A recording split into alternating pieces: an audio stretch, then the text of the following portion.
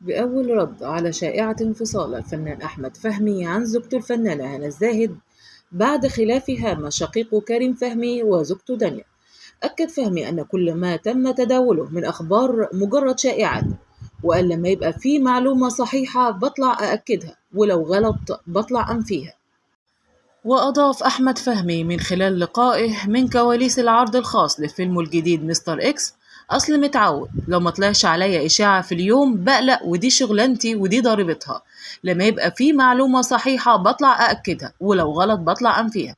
يذكر إن هنا الزاهد بنفس التوقيت رفضت تماما التعليق على أنباء وجود خلافات شديدة بينها وبين الفنان كريم فهمي شقيق زوجها وزوجته دنيا، وقالت في تصريحات صحفية بالعرض الخاص إنها لن ترد على أي سؤال خارج موضوع الفيلم.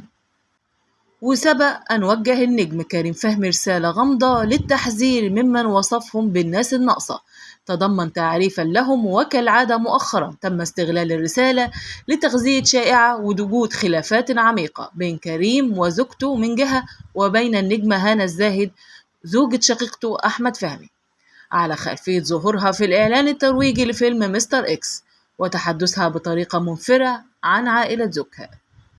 وكتب كريم فهمي عبر حسابه على الفيسبوك: تعريف الناس الناقصة هي الناس اللي بتحاول تتخلص من وجودك عشان عارفهم على أصلهم وشفتهم في البداية قبل ما ينضفوا ويتطوروا، وخصوصا لو ده كان على إيدك.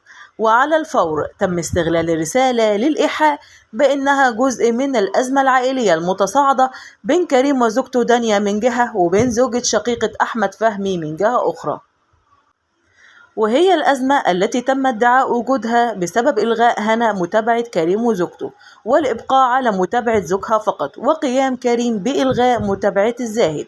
ولم يخرج أي منهم لتوضيح حقيقة الخلاف الذي وقع بينهم والذي اضطرهم لفعل ذلك حتى الآن. كما تضمن الإعلان الرسمي لفيلم مستر إكس كلاما مباشرا من هنا الزاهد على كريم فهمي رغم أنه غير مشارك بالفيلم. وقالت هنا في الإعلان التشويقي: عارفاه وعارفة أخوه وعارفة أمه وزهقانة منهم. ومن بعد عرض الإعلان التشويقي تم تداول وجود خلافات عائلية بين هنا وعائلة فهمي وصلت حد الترويج لوقوع الطلاق بينها وبين أحمد فهمي، وهو ما نفته مصادر مقربة من العائلة. وألمح البعض أن قصة الخلاف كلها مجرد ترويج للفيلم الذي يشهد أول تعاون بين هنا وزوجها في السينما بعد تعاون 3 مرات في الدراما التلفزيونية. وكانت قد تحدثت الفنانة هنا الزاهد خلال لقاء متلفز لها في دبي عن حياتها الفنية والخاصة، وردت على شائعات طلاقها وسبب عدم إنجابها حتى الآن. ونفت هنا الزاهد شائعات طلاقها من الفنان أحمد فهمي التي ترددت خلال الفترة الماضية، وعلقت قائلة: لو في أي حاجة بتحصل الناس كلها تعرفها. وعن سبب عدم الإنجاب حتى الآن قالت هنا الزاهد: إحنا سايبينها على ربنا والفترة دي إحنا مشغولين. وكتب كريم فهمي ورد على أزمة زوجته دنيا والفنانة هنا الزاهد عبر حسابه بفيسبوك وقال: إحنا رجعنا من برا مصر في العيد، لقينا في جروب تبع حد بيكتب كلام على مراتي، كذب وافتراء.